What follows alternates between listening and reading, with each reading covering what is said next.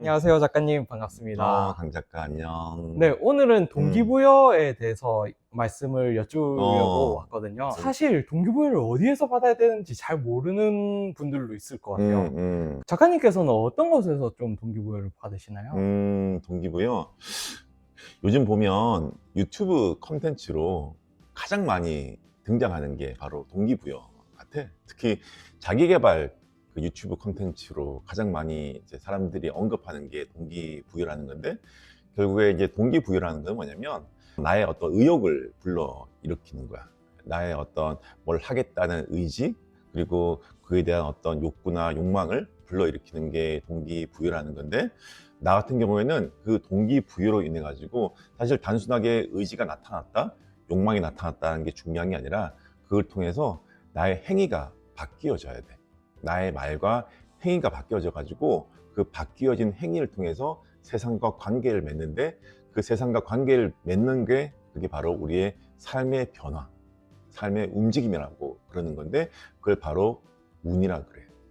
우리가 운이라는 거는 어떤 내가 살아간 삶에 있어서의 어떤 작은 변화, 움직임을 운이라 그러는데, 그 운을 많이 쌓아야지만이 우리의 운명이 바뀌는 거야. 그 운을 바꾸는 과정이 동기부여고, 그래서 동기부여라는 것은 반드시 필요한 삶의 중요한 요소야. 근데 나는 동기부여를 주로 책에서 많이 받아.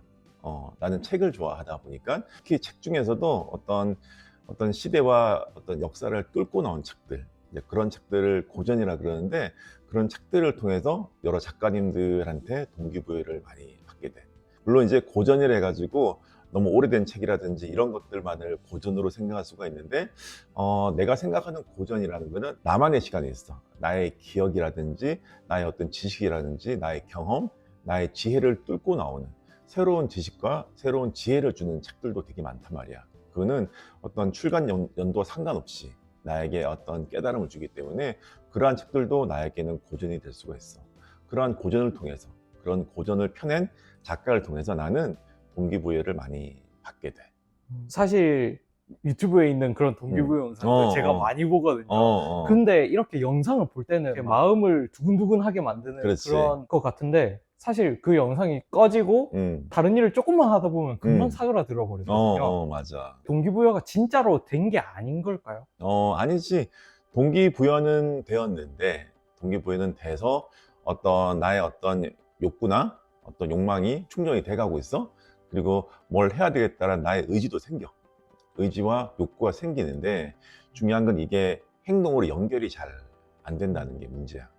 그게 왜 그러냐면 나만의 지식화 과정이 없기 때문이야. 그러니까 우리가 어떤 유튜브를 통해서 어떤 정보를 들었잖아. 그 정보라는 거는 어떤 그 사람의 유튜버의 의견일 뿐이거든. 근데 그 의견을 나의 생각의 틀이 있어. 내가 생각하는 생각의 각막이라고 그러고 생각의 체라고도 하는데, 그런 생각의 체와 틀을 통해서 나만의 지식이 만들어지는 거야. 그게 내가 늘 이야기하는 나만의 생각, 나만의 언어, 나만의 메토드라는 거거든. 그래서 나의 언어, 나의 생각이 많아지게 되면 그게 곧 나의 지식이 되는 거야.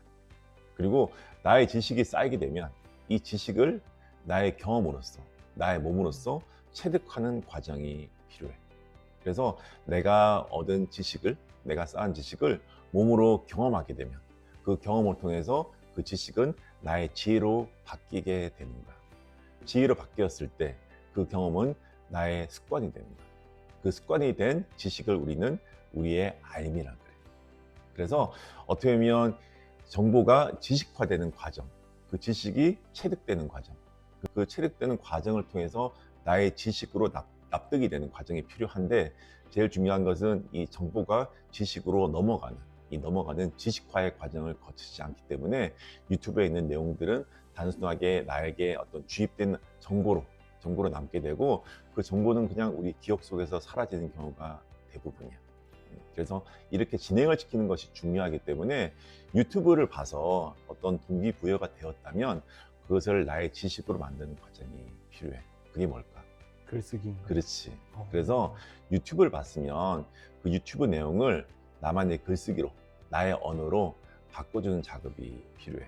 그래서 우리 채널에 오시는 분들도 내가 하는 이야기들을 한번 가끔 자신의 블로그에 쓰시는 분들 되게 많다. 그런 분들 같은 경우에는 나의 이야기를 그대로 쓰는 게 아니라 나의 이야기를 자신의 언어로 바꿔서 쓰시는 분들도 되게 많거든. 그게 나의 지식화의 과정이라는 거야. 그런 지식화의 과정을 거치게 되면 유튜브도 동기부여에 굉장히 좋은 도구가 될 수가 있는 거야. 그러면은 또 동기부여를 잘 하는 방법이 독서를 말씀해 주신 것도 있고 또 다른 작가님만의 방법이 있으신가요? 내가 생각하기에 동기부여의 핵심은 뭐냐면 남을 동기부여하게끔 하려면 동기부여하려고 하면 안 돼. 그 말은 뭐다? 그냥 내가 잘 살면 되는 거야. 내가 잘 사는 모습에 그게 자연스럽게 흘러나오는 나의 삶의 방식이라든지 나의 삶의 습관을 보고 남들은 동기부여를 받는 거지, 여러분 이렇게 하세요 저렇게 하세요가 그들에게는 오히려 역효과를 낼 수가 있어. 상대방한테도 역효과를 내지만은 나에게도 역효과를 내는 거야. 왜냐면 우리가 이런 게 있어. 사람은 내가 못하는 부분을 내가 고치려고 한단 말이야. 자신의 단점을 보완하려고 하는데 그 모습이 상대한테 조언해주는 가장 기본적인 모습이야. 그러니까 쉽게 말해서 내가 못하는 게 있을 때, 내가 못하는 거를 극복하는 과정에서 사람들한테 이런 부분을 이야기하는 사람들이 되게 많아. 그래서 사람들한테 이거 해보세요 저거 해보세요 하는 사람들은 사실 스스로는 알고 있어. 나도 이걸 못하고 있구나를 알고 있는 거야. 이런 것들을 극복해서 나의 당연한 습관이 되게 되면 나한테 잘 인지가 안 돼. 쉽게 말해서 내가 이런 것들을 기본으로 하고 있으면 나의 인생에 너무나 당연하고 자연스러운 삶의 모습이기 때문에 삶의 현장에 잘 드러나지가 않아. 이미 난 그걸 하고 있기 때문에. 그래서 그런 모습을 상대방이 보고 오히려 동기부여를 잘 받는 경우가 있어. 그래서 사람들한테 이런저런 어드바이스를 하는 경우에는 그 어드바이스를 통해서 내 안에도 이런 것들을 못하고 있구나라는 알아차림의 기회로 얻는 게 굉장히 중요해. 그리고 동기부여를 잘 받으려면 나를 잘 관찰해야 돼. 내가 무엇을 알고 무엇을 모르고 있는지에 대한 알미 있어야 돼. 그래서 내가 부족한 부분이 있으면 이 부족한 부분을 보완하기 위해서 이 사람들한테 이런저런 이야기를 들으면서 동기부여를 받고, 그런 사람들한테 감사의 마음을 지녀야 돼. 우리는 누군가한테 동기부여를 받을 때 기본적인 마음이 두 가지가 있어. 하나는 비교의 마음이고 하나는 감사의 마음이야. 우리는 누군가 나에게 동기부여를 할 때 그 동기부여하는 사람들을 시기하고 질투할 수가 있고 그 사람들을 부러워하고 존중할 수가 있어. 전자의 마음이 비교의 마음이고 후자의 마음이 감사의 마음이야. 우리가 누군가 비교를 한다는 것은 내 마음에 결핍감이 있다라는 반증이거든. 그 결핍감의 반증이 나는 부족한 사람이다 라는 것을 덮어버리기 위한 이 사람을 시기하고 질투하는 모습으로 나타나는 거야.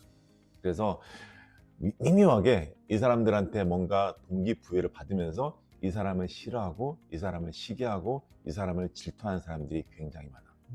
부자가 되고 싶은데 부자들을 바라보면 시기하고 질투하는 사람들이 굉장히 많아. 그런 사람들은 내 내면을 한번 살펴봐야 돼. 그런데 그런 게 아니라 부자인 사람들을 보고 그 사람들이 하는 이야기를 들으면서 그 사람들에 대해서 부러움을 느끼고 이런 말을 해주는 거에 대해서 감사함을 느끼는 사람들, 그런 사람들은 진정한 동기부여를 받게 되는 거야. 왜? 나도 그렇게 될 거라는 것을 알고 있기 때문에. 그래서 미래의 내가 그 사람의 동기부여를 통해서 내가 성장하고 성공해 있잖아.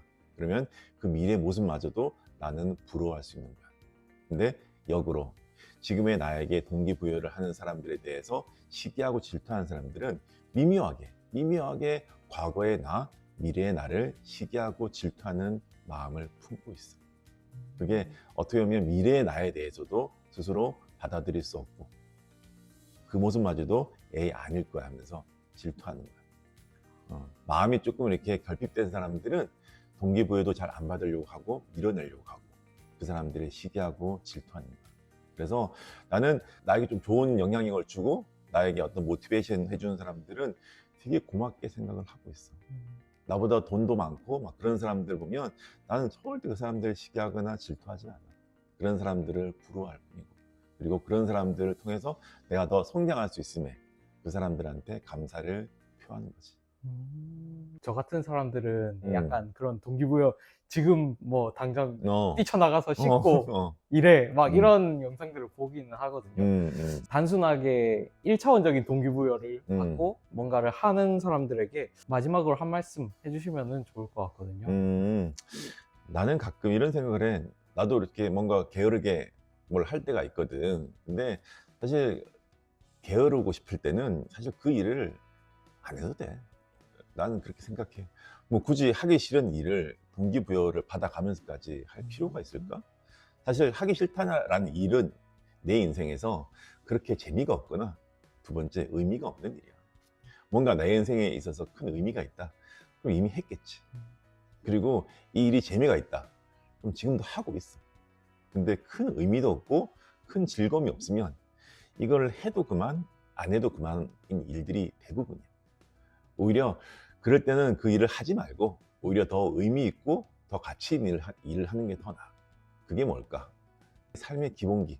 그냥 책 읽고 운동하고 명상하는 게 더 나아. 그래서 굳이 억지로 하기 싫은 일을 하려고 동기부여 영상을 보면서 억지로 한다? 그럴 필요가 있을까 난 싶어.